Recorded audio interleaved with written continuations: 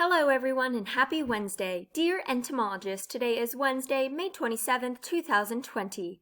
Yesterday we learned about bug food webs.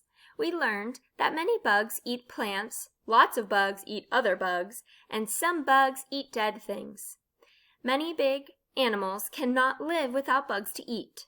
Today we're going to explore how plants and bugs need each other to survive.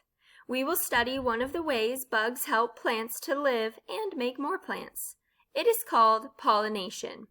I hope you all have a wonderful day. Love, Miss Kemmerling. So I have a chart to show you called How Bees Help with Pollination. So bees are just one of many insects that help with pollination. And first, the flower has pollen.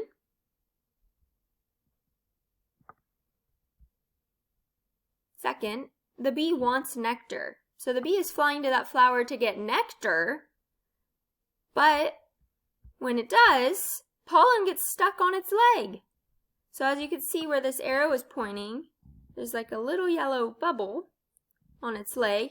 That's a sac of pollen. So the bee went to the flower to get nectar, not pollen. But when he leaves, he has pollen all over him because the flower has pollen. And then the next flower gets the pollen.